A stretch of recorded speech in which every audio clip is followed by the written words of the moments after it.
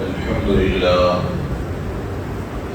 لله رب العالمين والعاقبة للمتقين والصلاة والسلام على أشرف الأنبياء والمرسلين وعلى آله وأصحابه أجمعين ومن والاهم ومن تبعهم بإحسان إلى يوم الدين. أما بعد، فأعوذ بالله من الشيطان الرجيم. بسم الله الرحمن الرحيم. لن ينال الله لحومها ولا دماؤها ولكن يناله التقوى منكم كذلك سخرها لكم لتكبروا الله على ما هداكم وبشر المحسنين. وقال تعالى في شأن عظمة حبيبه الكريم: إن الله وملائكته يصلون على النبي يا أيها الذين آمنوا صلوا عليه وسلموا تسليما. اللهم صل على سيدنا ونبينا وشفيعنا وحبيبنا ومولانا محمد وعلى آله وأصحابه أجمعين. صدق الله مولانا العظيم وبلغنا رسوله النبي الأمين الحنين الكريم، ونحن على ذلك لمن الشاهدين والشاكرين والحمد لله رب العالمين. حاضرین محترم، السلام علیکم ورحمۃ اللہ وبرکاتہ.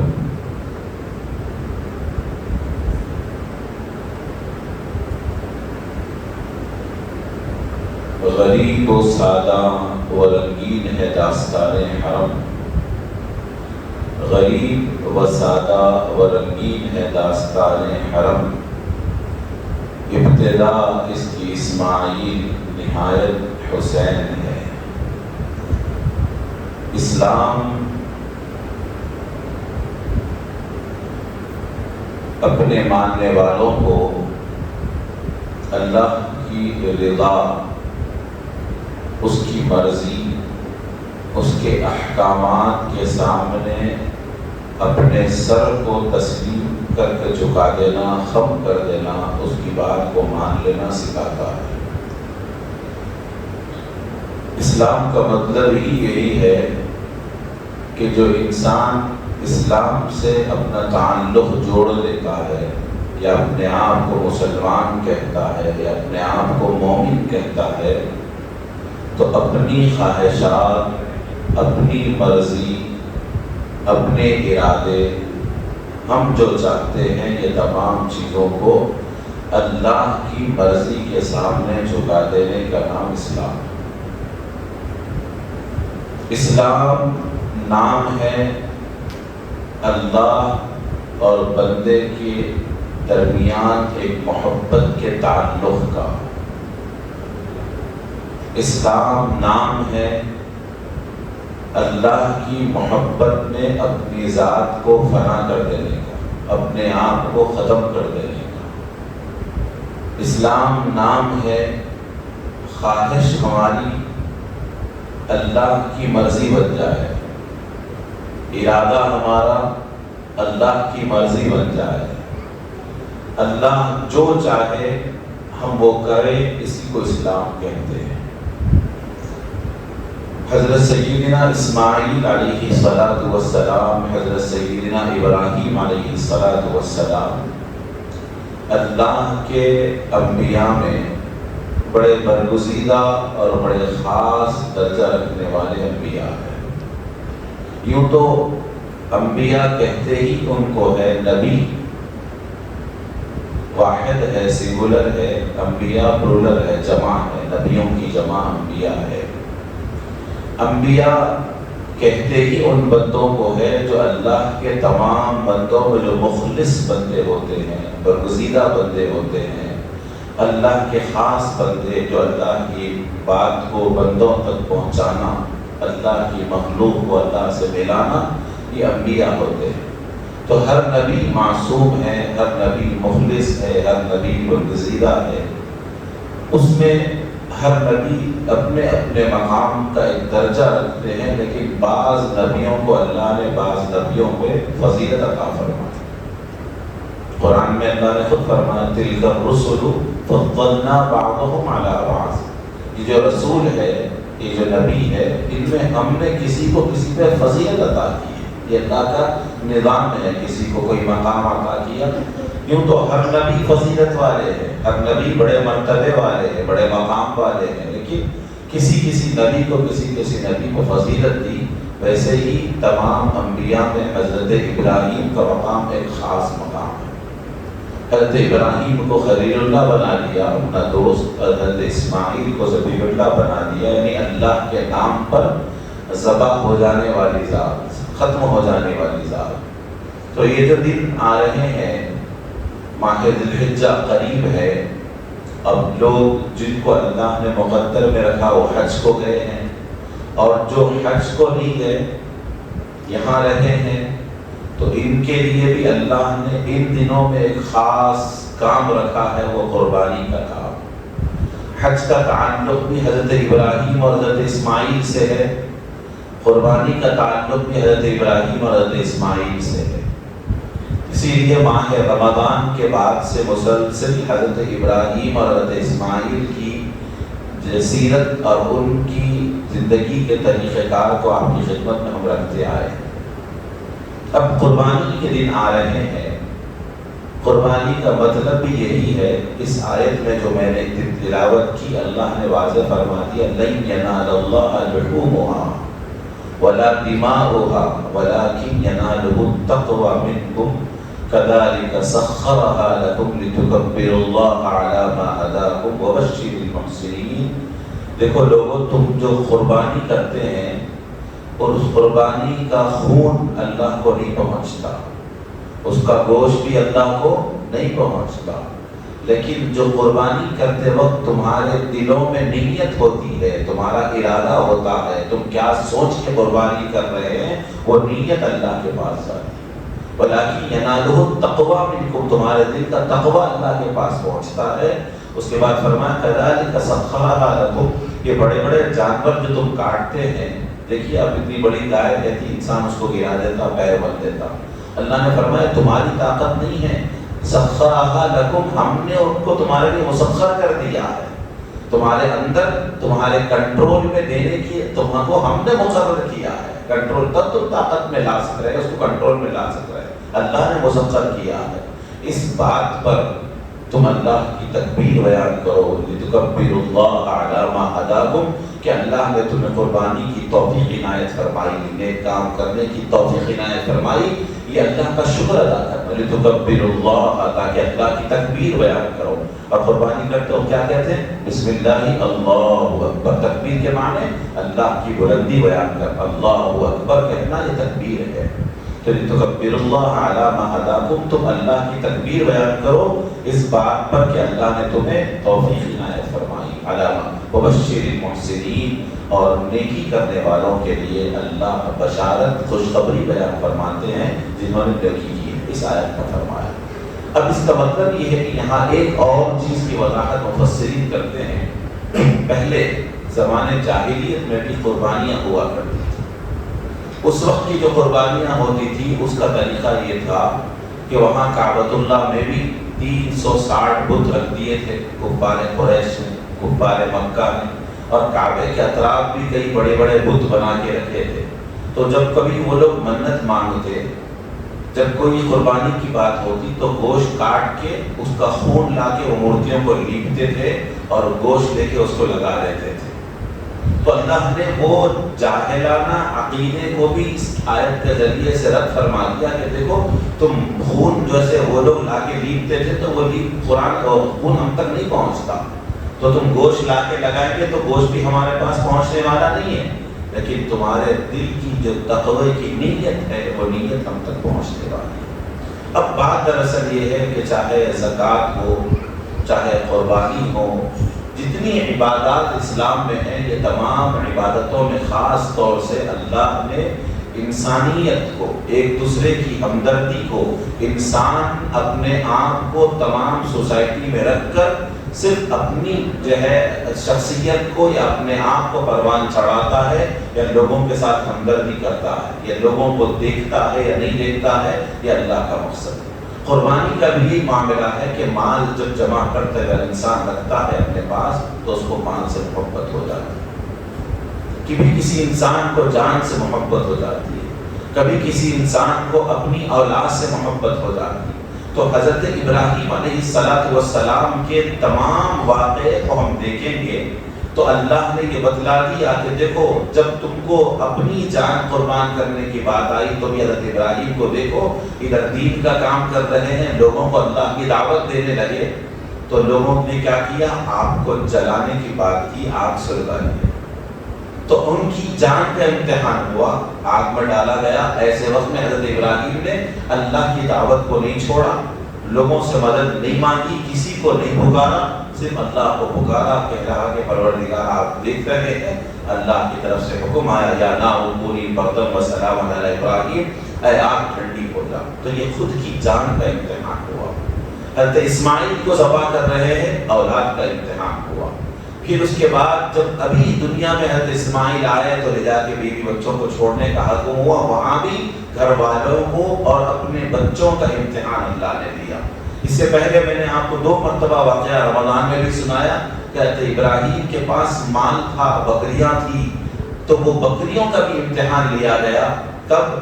جب آپ جنگل میں چرا رہے تھے تو وہ بھی ایک اللہ تعالیٰ کا ذکر کر کر امتحان لیا گیا۔ تو غرض یہ کہ انسان کو نہ جان سے محبت ہونی چاہیے، نہ مال سے محبت ہونی چاہیے، نہ اولاد سے محبت ہونی چاہیے، نہ اپنے گھر والوں سے۔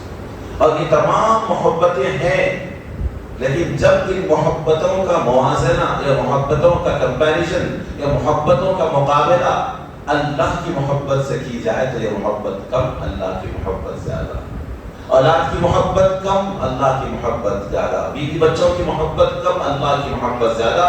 اپنی جان کی محبت کم، اللہ کی محبت زیادہ۔ تو یہ قربانی بھی یہی سکھا رہی ہے کہ آپ کے پاس مال ہے، اس مال میں سے کچھ حصہ نکال کر آپ جانور خرید کے لائے اور اس کو اللہ کے سامنے قربان کر دے، اللہ کے لیے کاٹ دے۔ اور اس قربانی کے ساتھ کیا کاٹنا ہے؟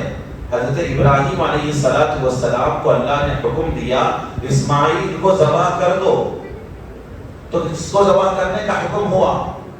کس کو ذبح کر رہے ہیں؟ حضرت ابراہیم علیہ السلام۔ جب حضرت اپنے بیٹے کو ذبح کر رہے ہیں تو صرف بیٹا نہیں ہے، بات یہ ہے کہ حضرت ابراہیم کو اولاد ہوئی بڑھاپے میں، ایسی عمر میں، بالکل بڑی عمر میں اللہ نے حضرت ابراہیم کو اسماعیل عطا کیا۔ پہلے تو اولاد ہوئی نہیں، اولاد نہیں ہوئی تو دعائیں کر رہے ہیں، اللہ سے مانگ رہے ہیں مالک کوئی وارث عطا کر دے، میرا کوئی وارث نہیں ہے، میری کوئی اولاد نہیں ہے۔ دعائیں مانگتے مانگتے اللہ نے بیٹا عطا کیا۔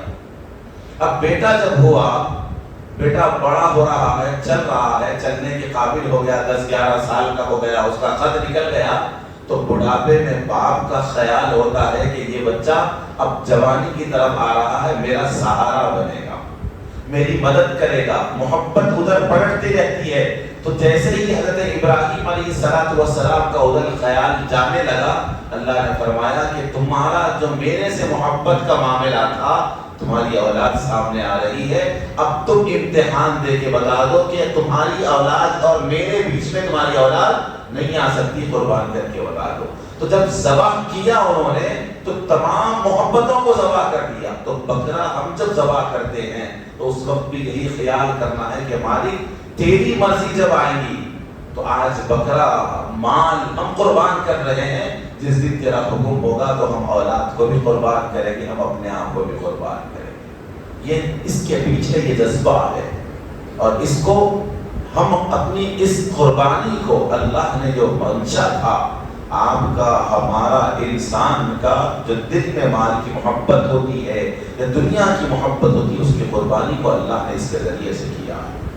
عزیزان گرامی، حضرت سیدنا ابراہیم علیہ السلام کی یہ قربانی جب آپ مکمل ارادے کے ساتھ، اللہ کی مرضی کے ساتھ جب اپنے بیٹے کو ذبح کیا، اللہ نے آواز دی، آواز آئی وَنَادَيْنَاهُ يَا إِبْرَاهِيمُ قَدْ صَدَّقْتَ الرُّؤْيَا إِنَّا كَذَلِكَ نَجْزِي الْمُحْسِنِينَ۔ اے ابراہیم تم نے اپنے خواب کو سچ کر کے دکھا دیا۔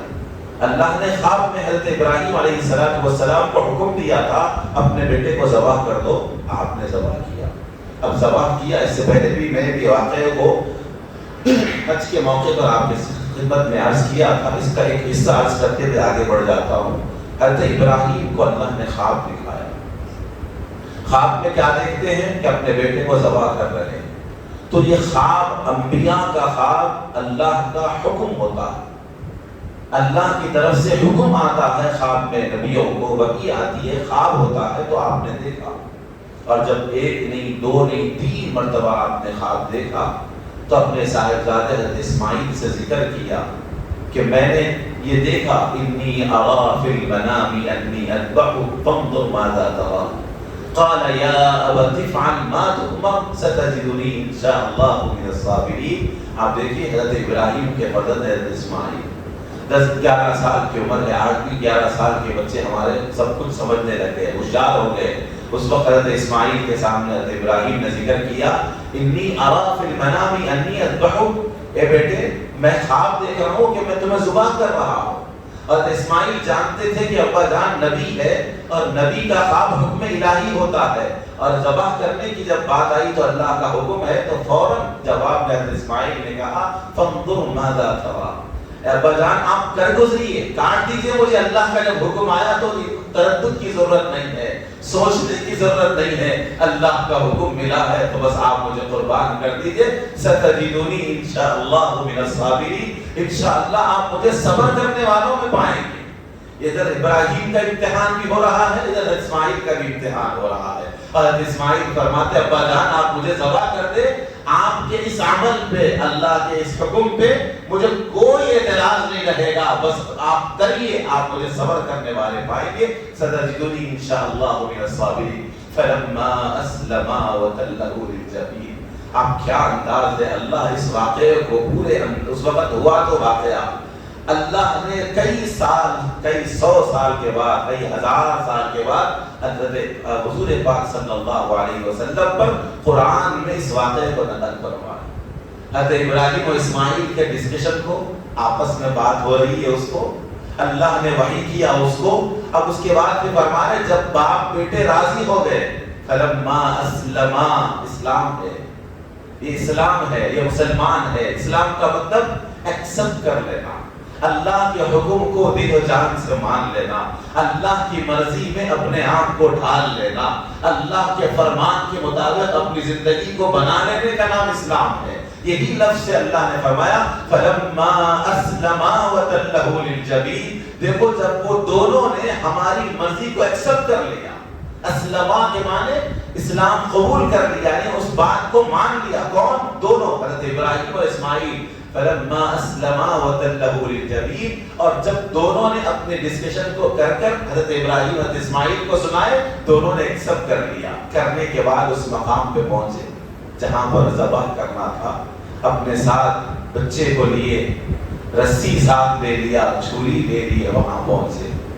اب پہنچنے کے بعد بیٹے حضرت اسماعیل فرماتے ابا جان آپ اپنے آنکھوں پہ پٹی باندھ لیں، کیونکہ جب ذبح کرتے ہوں گے اس وقت اگر میرا چہرہ آپ کے سامنے آئے گا تو کہیں میری محبت کی وجہ سے کہیں آپ ذبح کرنے سے نہ رک جائے، لہذا اپنے چہرے پہ پٹی باندھ لیں۔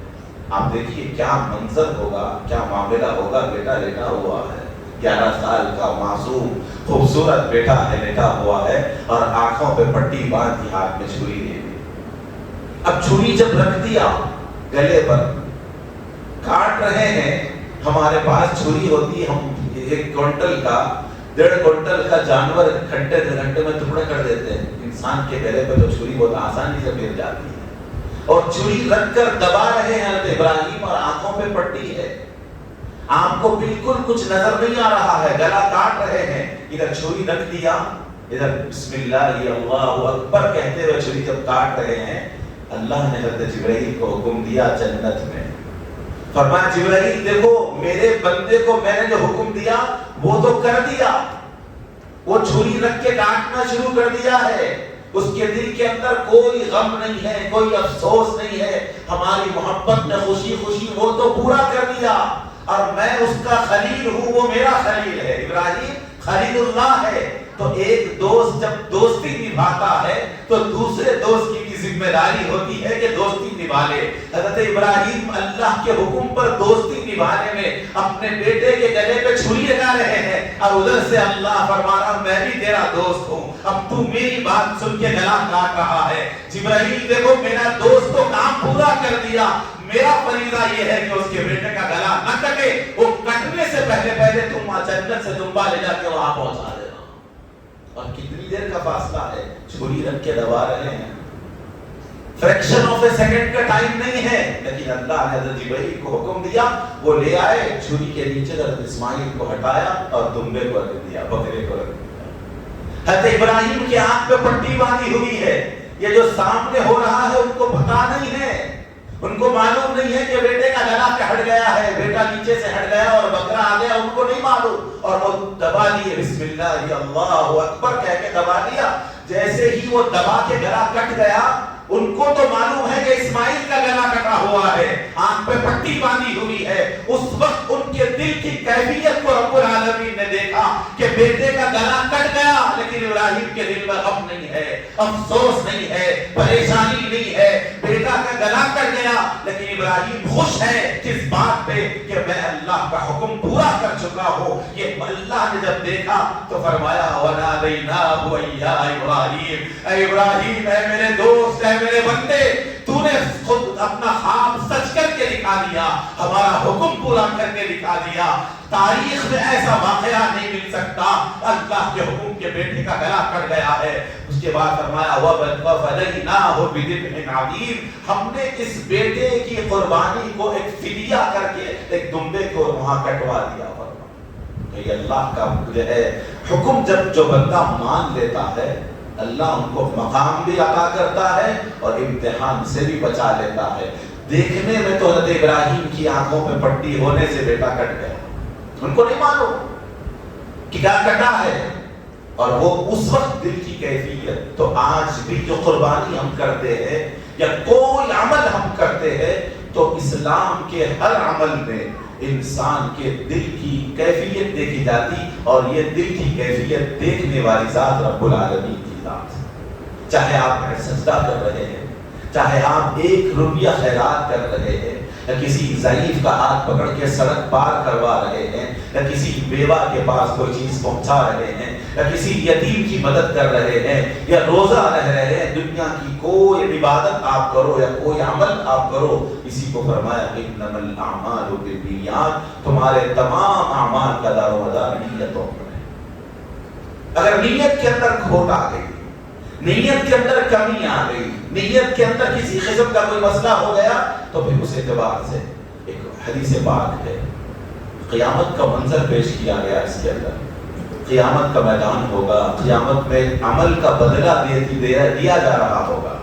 انسان جو عمل کریں گے اس کا بدلہ اس کو دیا جائے گا. تو ایک شخص کے بارے میں آیا کہ وہ قرآن پڑھ رہا ہے، بطور مثال کوئی سورہ ہم کو جو یاد ہے، سمجھے انا انزلناہ فی لیلۃ القدر پڑھ رہا ہے، اللہ کی طرف سے یہاں زندگی میں دنیا میں وہ انا انزلناہ فی لیلۃ القدر کا سورہ پڑھا. اب وہاں فرشتہ اللہ کے حکم پہ ثواب دے رہا، انا انزلناہ فی لیلۃ القدر، ایک حرف کے بدلے میں 10 نے کیا تو انا انزلناہ فی لیلۃ القدر کا ثواب مل گیا. وما ادراک ما لیلۃ القدر کا ثواب مل گیا. جب ثواب مل رہا ہے تو لیلۃ القدر خیر من الف شہر تیسری آیت ہے، اس کا ثواب نہیں ہے. تنزل الملائکۃ والروح فیہا بإذن ربہم من کل امر کا ثواب موجود ہے. پھر آخر کی آیت سلام ہی حتی مطلع الفجر کا ثواب نہیں ہے. بندہ پوچھے گا مالک میں تو سورہ پورا پڑھا تھا، انا انزلنا سے لے کے حتی مطلع الفجر تک میں نے پڑھا، پہلی آیت کا ثواب آپ نے دیا، دوسری کی دیا، تیسری کا آیت کا ثواب کہاں ہے، پھر چوتھی کا ملا، پانچویں کا کہاں ہے؟ تو اس وقت کہا جائے گا بندے جب تو سورہ پڑھنا شروع کرا تھا، انا انزلنا کی پہلی آیت پڑھا تو تیرا خیال میری طرف تھا، دوسری آیت پڑھا تو خیال میری طرف تھا، جب تیسری آیت پڑھنے لگا اچانک تیرے دل میں خیال آیا کہ بازو والا قرآن سن رہا ہے تو تو نے اور اچھی آواز میں پڑھا، دوسرے کو سنانے کو اس وقت اس نے سنا اور اس نے تیری تعریف کر دی، تو تعریف سننے کے لیے تو پڑھا تھا تیسری آیت، تو ثواب وہاں مل گیا، یہاں ثواب نہیں ہے۔ پہلی آیت کے وقت خیال تھا میری طرف تھا تو ثواب لے گئے، پھر اس کے بعد کی آیت کی طرف میرا خیال آیا تھا، پھر چوتھی آیت میں چلا گیا، اس لیے وہاں پر چلا گیا۔ تو جب جو عمل ہوگا، جو نیت سے ہوگا، آپ روزہ رہ رہے ہیں یہ سوچ کے کہ لوگ کہیں گے مجھے روزے دار، تو وہ لوگ تو کہہ دیں گے لیکن آخرت میں کچھ نہیں۔ قربانی دے رہے ہیں، آج ہمارے پاس قربانی کے جانور ہم لاتے ہیں تو ایک نیا مزاج بن گیا کہ انہوں اتنے کا بکرا لائے تو میں اتنے کا لاؤں گا، اور وہ اتنا بڑا جانور لائے تو میں لاؤں گا۔ کمپٹیشن ہے، عبادت میں کمپٹیشن، نمازوں میں کمپٹیشن، یہ اللہ کے پاس اس کا کوئی مول نہیں ہے۔ آخرت میں ہم یہ سوچ کے جائیں گے کہ میں یہ سب کیا، وہاں نام اعمال میں کچھ ہوگا تو وہاں کچھ نہیں ہوگا۔ تو اللہ کے پاس وَلَٰكِن يَنَالُهُ التَّقْوَىٰ مِنكُمْ، اللہ فرمایا تمہاری قربانی کا نہ گوشت پہنچے گا نہ خون، تمہارے دل کا تقویٰ پہنچے گا۔ تو بہرحال قربانی کے بارے میں یہ ہے۔ اب حدیث شریف آپ سن لیں، رسول اللہ صلی اللہ علیہ وآلہ وسلم قربانی کے بارے میں فرمایا سنت ابیکم ابراہیم، قربانی کیا ہے؟ یہ تمہارے باپ ابراہیم کی سنت ہے۔ صحابہ پوچھتے ہیں قالوا فما لنا یا رسول اللہ، اس کے اندر ہمارے لیے کیا ہے؟ تو فرمایا فی کل شعرۃ حسنہ، اس کے ایک ایک بال میں ایک ایک نیکی اللہ نے رکھا۔ آپ اندازہ فرمائیے کہ اگر بکرا ہمارے پاس لائے تو اس کے بالوں کی ہم کاؤنٹنگ نہیں کر سکتے، اس کی ایک ایک بال کا ایک ایک نیکی۔ اور یہاں تک فرمایا اس کا جو اون رہتا، اب جیسا بعض میڑے ہم لاتے ہیں، دمبا ہم لاتے ہیں تو اس کا چمڑا، اس کی کھال الگ ہوتی ہے، اس کے اون میں بھی ایک ایک نیکی ہوتی ہے۔ اب نیکی کیا ہے عزیزان کرام؟ بات دراصل یہ ہے کہ پہلے لوگوں کے پاس نیکیوں کا شوق تھا، نیکی حاصل کرنے کی خواہش تھی۔ کیوں تھی؟ نیکی کی اہمیت پتہ تھی۔ آج نیکیوں کی ہمارے پاس اہمیت نہیں رہی۔ نیکی کیا ہے؟ نیکی آخرت میں چلنے والی کرنسی ہے، آخرت میں چلنے والا سکہ ہے۔ عزیزان گرامی، قرآن پاک آپ سن لیں، آپ کو اندازہ ہوگا یوم یفر المرء من اخیہ وامہ وابیہ وصاحبتہ وبنیہ، قیامت کا دن ہوگا۔ اللہ قیامت کے دن جب آپ کے نام اعمال تولے جائیں گے، قیامت کے دن جب میزان ترازو لگے گا، ادھر سیدھے طرف سیدھے ہاتھ کا پلہ جس میں نیکیاں ڈالی جائے گی، ادھر بائیں ہاتھ کا پلہ جس میں برائیاں ڈالی جائے گی، اس وقت میں انسان کی نیکیاں تولے جائیں گے، دونوں برابر آ گئے، ادھر نیکیاں بھی برابر ہے، ادھر بدیاں بھی برابر ہے۔ اب فیصلہ ہونا ہے کہ ادھر ایک نیکی مل جائے تو ادھر نام اعمال جھک جائے اور جنت کا فیصلہ ہوگا۔ اب کیا کرے؟ تو اللہ فرماتا یوم یفر المرء من اخیہ، آدمی اس وقت نکلے گا مالک 1 منٹ کی مہلت دے، اب دوڑتا ہوا جائے گا، وہاں اس کا بھائی نظر آئے گا تو کہے گا کہ بھائی ایک نیکی دے دے، ترازو کا پلہ برابر ہے، ادھر بدیاں بھی ہے ادھر نیکیاں بھی ہے، ایک نیکی ملے تو وہ جنت میں چلا جائے گا۔ بھائی پہچانے گا نہیں، منہ موڑ کے چلے جائے گا۔ وَأُمِّهِ وَأَبِيهِ، ماں کے پاس جائے گا، جو ماں پیر میں کانٹا چبھنے پہ آنکھ سے آنسو نکال دیتی تھی، وہ ماں کے پاس جا کے کہے گا کہ ماں ایک نیکی دے دے، ماں نہیں دے گی۔ وَأَبِيهِ، باپ کے پاس جائے گا تو باپ ساری دولت تیری زندگی کے لیے لٹانے تیار تھا لیکن وہ باپ نہیں پہچانے گا۔ جو دوست رات تمام چبوترے پہ لے کے بیٹھا ہوا ہوگا، چوبچوں میں بیٹھ کے اذان سن کر نماز چھوڑا رہا ہے، ادھر ادھر لے جا رہا ہے، وہ دوست بھی کام آنے والا نہیں ہے۔ وہاں پر کوئی کام آنے والی ہے تو وہ ایک نیکی ہوگی، وہ کوئی کام نہیں آئے گا۔ تو فرمایا جب کبھی نیکیاں کمانے کا سیزن آئے گا،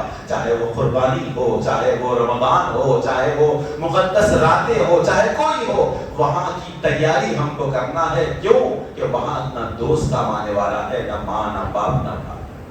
تو یہ سیزن ہے، نیکیاں بٹور لے۔ یہاں پر کہیں پر کوئی چھوٹی سی محنت میں کام مل رہا ہے، پیسے تنخواہ زیادہ ہے، اب دوستوں کو لے کے جاتے چل وہاں سیلری اچھی ہے کیونکہ پیسے مل رہے ہیں، ادھر ملے ادھر شام میں آپ خرچہ کر سکتے ہیں، ادھر ملے رات میں آپ بریانی کھاتے ہیں، کہیں مندی کھاتے، دعوتوں میں جاتے، گاڑی خریدتے تھے، پیسہ ملا موبائل لے لیتے، تو آپ کو یہاں کے پیسے امیڈیٹ ان کیش ہو رہے ہیں، امیڈیٹ آپ کو فائدہ ہو رہا ہے تو اس کی اہمیت ہے۔ عزیزان گرامی، وہاں کے کام آنے والے سکے جو بینک بیلنس رکھا ہوا ہے وہ نیکیاں، وَمَا تُقَدِّمُوا لِأَنفُسِكُم مِّن خَيْرٍ تَجِدُوهُ عِندَ اللَّهِ. لوگوں تم 1 روپیہ خرچ کرو گے، تم اللہ کے پاس آؤ گے تو اللہ اس کو ڈبل کر کے رکھے گا، 10 گنا بڑھا کے رکھے گا. تم 1 کر لو، اللہ وہاں 10 دے گا، 20 دے گا، 100 دے گا، کروڑ دے گا. بتانے کے لیے 10 کہا ہے. قرآن میں ایک جگہ یہ بھی کہا من جاء بالحسنۃ فلہ عشر امثالھا، ایک نیکی لاؤ 10 دوں گا. ایک جگہ یہ کہا، دوسری جگہ فرمایا اضعافا مضاعفا، اتنا دوں گا، اتنا دوں گا، اتنا دوں گا، زیادہ سے زیادہ دوں گا. وہ زیادہ سے زیادہ کوئی کاؤنٹنگ نہیں بتلایا. وہ زیادتی کس بات پہ ہے؟ نیت پہ ہے. کتنا چھپائے گا اتنا اللہ عطا کرے گا، جتنا اللہ کے لیے کرے گا اللہ اتنا ڈبل کرے گا. وہاں ضرورت ہے اس بات کی. تو یہ سیزن ہے دیکھیے کمانے کا. تو قربانی کو کب آ رہی ہے تو ہم نیت کر کر قربانی دیں. قربانی کیا ہے؟ واجب ہے. ہر صاحب استطاعت پر جس کو اللہ نے استطاعت دیا اس کے پاس قربانی واجب ہے. اللہ نے گرامی قربانی کے دنوں میں کوشش کرے ہم جتنا زیادہ سے زیادہ اپنی طرف سے، اپنی اولاد کی طرف سے، اپنے رشتہ داروں کی طرف سے، ہر ایک کی طرف سے قربانی. آج کوئی زیادہ بڑا مسئلہ نہیں رہا قربانی دینے کا. اگر بڑے جانور میں آپ ملنا چاہتے ہیں تو 5 سے 6 ہزار روپے میں ایک حصہ مل جاتا ہے. بعض جگہ 3.5-4 ہزار میں حصہ مل جاتا ہے. اگر ہمارے گھر میں جتنے ممبر ہے ایک آدھ بکرا کاٹے، باقی دوسروں کی طرف سے بڑے جانور میں مل جائے تاکہ پوروں کو اللہ کو ثواب مل جائے. اور کیا ہے فرمایا حضور پاک صلی اللہ علیہ وسلم کی حدیث سن لے. حضور فرماتے ہیں سمنوا ضحایاکم فإنها علی الصراط مطایاکم. لوگوں یہ قربانی کے جانوروں کو تم کھلا پلا کے مضبوط کرو، موٹا کرو. حدیث شریف کے الفاظ ہے فإنها علی الصراط مطایاکم. قیامت کے دن جو پل صراط ہے اس پر یہ تمہاری سواری ہوں گے. پل صراط کیا ہے؟ ایک پل، ایک ایسا پل ہے جس کو عربی میں صراط کہتے ہیں، اردو میں ہم پل کہتے ہیں. تو یہ دونوں لفظ ملا کے پل صراط ہم یوز کرتے، استعمال کرتے. یہ کیا ہے؟ یہ ایک راستہ ہے جو جنت کو جانے کا ہے، جو دوزخ پہ سے برج جا رہا ہے.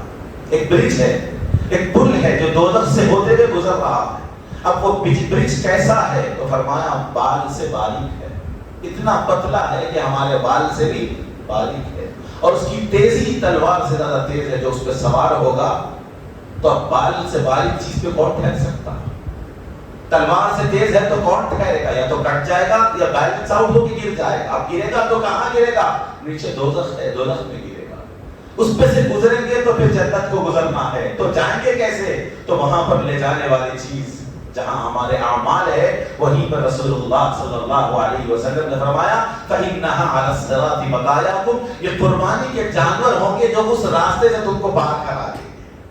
تم اس پہ سوار ہو جائیں گے اور تمہاری نیت صاف ہوگی تو وہ تم کو تیزی کے ساتھ پار کرا کے جنت پہ لے جائیں گے. اسی لیے قربانی کے جانوروں کے بارے میں فرمایا سمنوا ضحایاکم. تم ان کو کھلا پلا کے موٹا کرو. اچھا جانور لو، لیتے وقت سلیکٹ کرتے وقت اچھا جانور خریدو. اس لیے نہیں کہ بازو والے کا بکرا بڑا ہے میرا اور بڑا ہونا ہے، اس لیے نہیں.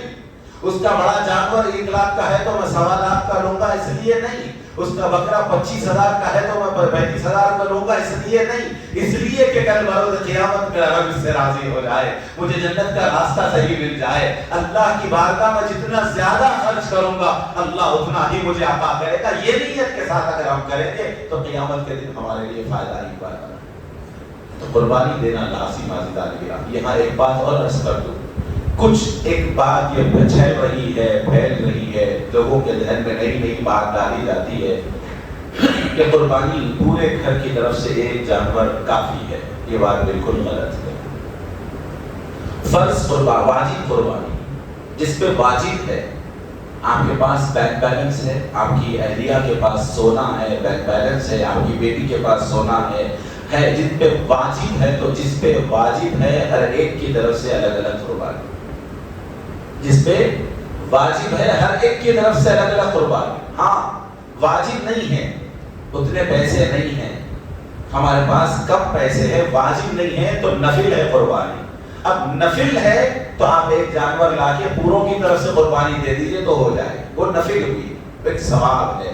لیکن واجب جب ہوگی تو وہ آپ کو پتا ہے کہ آپ پہ واجب ہے یا نہیں، کیونکہ آپ اپنے آپ کو پہچان سکتے ہیں، اپنا مال، اپنی دولت، اپنی پراپرٹیز، اپنا بینک بیلنس. اگر واجب قربانی ہے تو ہر ایک کی طرف سے ایک جانور، چاہے آپ بکرا کاٹیے، چاہے آپ ایک حصہ بڑے جانور میں مل جائیے، یہ آپ کی مرضی پہ ہے، اللہ کے پاس چاہے وہ کاٹو۔ اب جتنا زیادہ اچھا کریں گے ثواب کے اعتبار سے اتنا زیادہ ہوگا۔ عزیزان گرامی، تو قربانی کے اس موقع کو ضائع ہونے مت دے۔ بعض وقت بعض لوگ آ کے سوال کرتے ہیں، مولانا میرے پاس قرضہ ہے، قربانی دوں یا مت دوں؟ قرضہ کتنا ہے صاحب؟ 5 لاکھ کا قرضہ۔ قربانی کتنے میں ہوگی؟ 5000 میں ہوگی۔ 5 لاکھ آپ اپنا گھر بنانے کے لیے قرضہ لے کے ادا کر سکتے، 5000 اور ایکسٹرا نہیں کر سکتے؟ ارے کر لو، پتہ نہیں کہ سیزن میں پھر آئندہ آپ رہیں گے یا نہیں رہیں گے۔ قرضہ تو ادا ہو رہا ہے، جب 5 لاکھ اپنے گھر کے لیے ادا ہو رہے ہیں، 5 لاکھ بیٹی کی شادی کے لیے ادا ہو رہے ہیں، 5 لاکھ اپنی پراپرٹی کے لیے، 5000 قربانی کے لیے، تو ہمارا معاملہ یہی آتا ہے۔ دین کی بات آئی تو مسائل پوچھ کر کیسا بچ جائے ہم کوشش کرتے ہیں، دنیا کی بات آئی تو گھر بناتے وہ تاکہ فتویٰ لے لیے، مولانا میرا گھر ہے الحمدللہ، کبیلیوں کا چھت ہے، اب سلیب ڈالنے کے لیے 10 لاکھ کا قرضہ لوں یا نہ لوں؟ ماں نے پوچھے، اگر وہاں پوچھتے تو مولانا بولتے تھے کہ زندگی گزر رہی تو آپ کو لینے کی اجازت نہیں ہے، مت دیجیے۔ بولتے تھے آپ کو، کیوں کہ 10 لاکھ ادا کرنے تک آپ زندہ رہتے ہیں، نہیں معلوم، مت دیجیے، زندگی تو گزر رہی، اجازت تو یہ ہے۔ وہاں بغیر پوچھے 10 لاکھ کا قرضہ بھی لے لیے، 50 لاکھ کا قرضہ لیے، بچی کی شادی کرتے وقت جوڑے کی رقم دینا تھا، آرزو ارمان پورا کرنا تھا، 1000 آدمی کو بلانا تھا، 50 ڈیشیں رکھنا تھا، کوئی بولے پھر رکھو، وہاں لے لیے، وہاں کوئی مولانا سے پوچھے نہیں، کوئی فتویٰ نہیں، کوئی شریعت یاد نہیں آئی۔ قربانی کرتے وقت شریعت یاد آ رہی، قرضہ ہے کروں کیا نہ کروں؟ زکات نکال رہے ہیں، آپ کے پاس زکات نکالنے کی وجہ سے 5000 زکات نکل رہی، 10000 نکل رہی، 15000 نکل رہی۔ اب 15000 نکالنے کو، اس کو بچانے کو، مسافر پہ قرضہ ہے، زکات نکالوں کیا نہ نکالوں؟ ارے وہ 10 لاکھ قرضہ لیا کہیں کو؟ ماں نے پوچھا۔ تو یہ نیت ہماری کیا ہے؟ اللہ کی بارگاہ میں خرچ کرنے کی بات آئی، اب فتوے آ رہے ہیں۔ اللہ یہی دیکھتا ہے بندے، تو تیری خواہش آئی تو کبھی کوئی چیز کو رکاوٹ نہیں بنی، بے درد خرچ کر دے۔ کپڑا لینے کو گیا تو 10 روپے میٹر والا بھی تھا، 1000 روپے میٹر والا بھی تھا، وہ تو خرید لیا۔ میری قربانی کی بات آئی تو اب بکرا خریدتے وقت دیکھ رہا، یہ 4000 میں مل گیا تو اچھا ہے، وہ 5 میں مل گیا تو اچھا ہے، 10 کا کہیں کو لوں، قربانی تو ہو جاتی نا۔ دین میں کمپرومائز، دنیا میں کوئی کمپرومائز نہیں۔ ہمارے بیٹے کو موبائل کی دکان کو لے جاؤ، انہیں سیمسنگ کا موبائل 70000 سے کم نہیں پسند کرتا، وہاں راضی ہے بچے کو، بچی کو دلانے کے لیے۔ دنیا میں پورا اپنی کوالٹی ہر چیز، جبکہ اللہ نے قرآن میں فرمایا صنع اللہ الذی اتقن کل شیء، اللہ ہر چیز کو کوالٹی والا بنایا۔ اللہ ہر چیز، آنکھ یہاں، ناک آنکھ یہاں دیا، ناک یہاں دیا، ناک اگر یہاں دے دیتا کیسے دکھتے تھے؟ آنکھ اگر یہاں دیتا تو کیسے دکھتے تھے؟ اللہ نے تو ہر چیز کوالٹی کی بنایا، اللہ پسند بھی کوالٹی کی کرتا۔ سجدہ جب کرو تو 3 مرتبہ آرام سے سبحان ربی الاعلی، سبحان ربی الاعلی، سبحان ربی الاعلی، سبحان ربی الاعلی، سبحان ربی الاعلی، سبحان ربی الاعلی۔ اللہ ہی پسند کرتا، کر کر رکوع سجدے کر، نہیں اطمینان سے، تم دنیا میں اچھا پسند کر رہے ہمارے لیے بھی اچھا پسند کرو۔ تو بہرحال عزیزان گرامی، یہ قربانی کے دن نیکیاں کمانے کے ہیں، یہاں کمپرومائزنگ مت کریے، کوشش کریے اللہ کے لیے، جو خرچہ کر رہا ہوں اللہ کے لیے۔ اور یہ ایک 10 لاکھ روپے دے رہا ہوں، 10,000 دے رہا ہوں، تو یہ 10,000 10 ٹائمز پڑھ کے اللہ کے پاس میرے کو ملنے والے ہیں۔ ہر ایک کی طرف سے قربانی اگر اللہ استطاعت دیا تو کریے۔ اب قربانی مثال کے طور پہ گھر میں 10 آدمی ہیں، آپ 10 کی قربانی دیکھ لی کہ اللہ آپ پیسے دیا ہے، آپ 10 بکرے لا رہے ہیں، اب کیا کریں؟ 10 بکرے لا لیا، کوشش کریں کہ خاندان میں ایسے گھر ہیں جہاں قربانی نہیں ہو رہی ہے، آپ بکرا اور جس کے نام سے قربانی کر رہے ہیں وہ چٹھی پہ نام، وہ قربانی کے خسائی کے پیسے لے جا کے اس کے گھر پہ دے دو، کہو کہ یہ قربانی تمہارے گھر میں کرو، تاکہ قربانی تمہارا غریب بچہ بھی، تم بھی دیکھے بکرا کاٹتے ہوئے اس کے گھر میں ہو، وہ غریب خوش ہوگا تو اللہ خوش ہوگا۔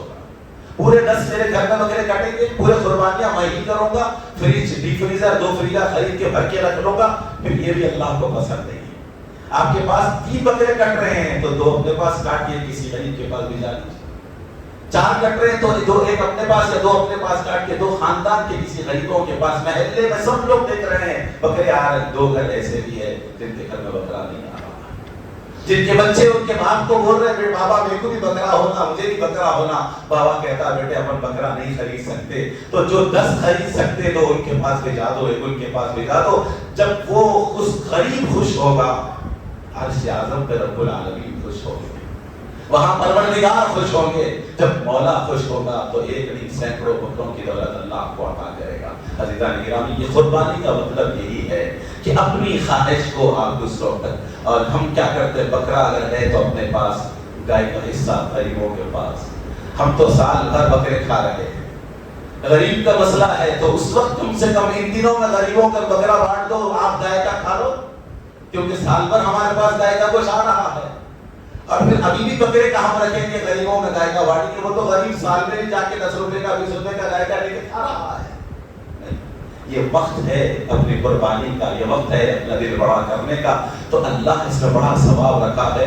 تو قربانی کے جانور بڑے اچھے انداز میں اچھے طریقے سے سلیکٹ کیجیے اور قربانی ہر ایک کے نام سے دیجیے، دل کی خوشی کے ساتھ دیجیے. اس کے اندر اپنے پڑوسیوں کا، اپنے محلے والوں کا، اپنے غریب دو رشتہ داروں کا ہر ایک کا خیال رکھیں. اس کا اجر اللہ آخرت میں بہت دینے والا ہے. عزیزان گرامی، آخری بات بہت اہم یہ ہے، دو باتیں کہ اللہ اللہ یہ چاہتا ہے، رسول اللہ یہ چاہتے ہیں کہ حج کے لیے جو بندے گئے ہوئے ہیں، حج کو نکل گئے، احرام کی حالت میں جب ہوتے ہیں تو وہ قابل احترام ہو جاتے ہیں، محترم ہو جاتے ہیں. اللہ ان کی قدر کرتا ہے. احرام کی حالت میں 2 چادر باندھ لیا تو بولے ایک بال بھی مت توڑو، تمہارا بال بھی محترم ہے. ناخن مت کاٹو، ناخن بھی محترم ہے، کیونکہ اللہ کے پاس وہ بندہ احترام والا ہو گیا، اللہ اس کی قدر بڑھا دیتا ہے. تو وہاں جو بندے ہیں لاکھوں، ساری دنیا سے آتے، 35 لاکھ 40 لاکھ لوگ حج کر رہے ہیں. اللہ پاک وہ لوگوں کی طرح کچھ حصہ ہم کو بھی رکھنے کے لیے ایک طریقہ بتایا کہ جب 1 ذی الحجہ آتی ہے، چاند نظر آ گیا، 1 سے لے کے 10 تاریخ تک اپنے ناخن اور اپنے بال مت بناؤ. یہ ایک مستحب عمل ہے، فرض نہیں ہے، واجب نہیں ہے، لیکن ثواب بھی ملے گا. اور فرمایا جیسے وہ لوگ اپنا ہولیا دیوانہ وار بنا لیتے، بال نہیں کٹاتے، کیونکہ ہم اللہ کی بارگاہ میں نکلے ہوئے ہیں، تو چادر لپٹے ہوئے ہیں. اب مالک تیری بارگاہ میں ہے. چہرہ کون بناتا؟ جو اپنے آپ میں ہوتا، اپنی خوبصورتی کو دیکھتا. جو دیوانہ ہوتا نہ اپنے کو دیکھتا، نہ اپنے لباس کو دیکھتا، نہ اپنی حالت کو دیکھتا. اور یہ اللہ کے لیے دیوانگی اللہ کو پسند ہے. تو فرمایا ان 10 دنوں میں ناخن اور بال نہیں بنانا ہے، مستحب ہے. اور جو قربانی کر رہے ہیں وہ لوگ خاص طور سے اپنی طرف سے جو ہے تو انہوں بال اور ناخن نہ بنائے. 1 ذی الحجہ سے 10 ذی الحجہ. اگر 10 کو آپ کی قربانی ہو گئی تو ادھر قربانی کریے، اس کے بعد آپ بال بنا سکتے. 10 تاریخ کو نہیں ہوئی کسی وجہ سے تو 11 کو ہوگی تو 11 کو آپ بال بنائیں گے، یا 12 کو ہوئی تو 12 کو. اور قربانی کا مسئلہ کیسا ہے؟ 10 11 12 3 دن قربانی کرنا ہے. 10 کو سب سے افضل، اس کے بعد تھوڑا کم، پھر 12 کو تھوڑا. اور شوافع کے پاس چوتھا 13 تاریخ کو بھی ہے. عند الاحناف 13 تاریخ 12 تاریخ تک قربانی کرنا ہے. دوسری اہم مسئلہ، سال میں 5 روزے حرام ہے. روزہ فرض ہے، روزہ واجب ہے، روزہ سنت ہے، روزہ مستحب ہے، روزہ نفل ہے، روزہ حرام بھی ہے.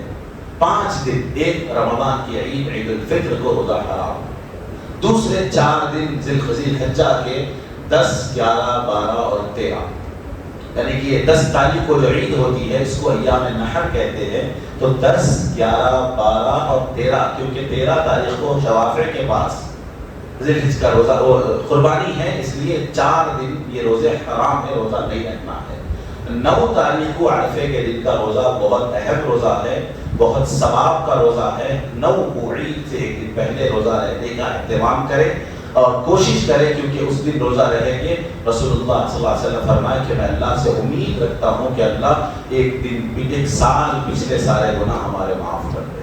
تو ایک روزے کا اتنا بڑا ثواب ہے، کوشش کرے. اور پھر اگر ہمارے جسموں میں طاقت ہے تو ہم کوشش کریں 1 ذی الحجہ سے لے کے 10 تاریخ تک، اس 9 تاریخ تک، اس درمیان اگر 9 روزے پورے رہ سکتے تو پورے رہیے. ایک دن آڑ رہ سکتے تو ایک دن آڑ رہیے. رسول اللہ صلی اللہ علیہ وسلم ارشاد فرماتے ہیں رمضان کے بعد سب سے مقدس دن اللہ کے پاس اگر کوئی ہے تو یہ ہے والفجر ولیال عشر والشفع والوتر. ان 10 دن کی اللہ نے قسم کھا لی. کوئی بات بولنے کے لیے اللہ کو قسم کی ضرورت نہیں ہے، لیکن وہ چیز کی اہمیت بتانے اللہ قسم کھاتے ہیں کہ یہ دنوں کی اہمیت ہے. والفجر ولیال عشر والشفع والوتر، یہ 10 دن کی اللہ نے قسم کھائی. اور کیسے؟ اگر سنگل یعنی کہ ایک تاریخ کی بھی قسم کھائی، 3 تاریخ کی بھی، 2 تاریخ کی، یعنی پورے دنوں کی 9 تاریخ تک بڑی فضیلت ہے. اگر چاہتے تو روزے رہیے. اور بال کا مسئلہ ہے اور قربانی کا مسئلہ ہے. بہرحال ان تمام چیزوں میں آخری بات انشاءاللہ پھر آئندہ جمعہ بھی موقع رہا تو کروں گا، وہ یہ ہے کہ 9 ذی الحجہ 9 تاریخ کی عصر سے 13 تاریخ کی 9 کی فجر سے 13 کی عصر تک ہم کو تکبیر کہنا ہے. اللہ اکبر اللہ اکبر لا الہ الا اللہ واللہ اکبر اللہ اکبر وللہ الحمد. ہر فرض نماز کے بعد زور سے بآواز بلند مسجد میں ہر مرد کے لیے فرض واجب. اگر کسی وجہ سے جماعت چھوٹ گئی، تنہا آپ پڑھ رہے ہیں تو بھی زور سے پڑھنا ہے. اور خواتین کو اپنے گھر میں اپنی آواز کے مطابق پڑھنا ہے، لازم ہے. 9 تاریخ کی فجر سے 13 تاریخ کی عصر تک. اللہ سے دعا ہے کہ پروردگار عمل کی توفیق نصیب فرمائے، اخلاص کی زندگی گزارنا نصیب فرمائے، ہمارے لیے آپ کی مرضی کے مطابق زندگی گزارنا آسان فرما دے. صلی اللہ علیہ سیدنا و مولانا محمد وعلی آلہ وصحبہ اجمعین.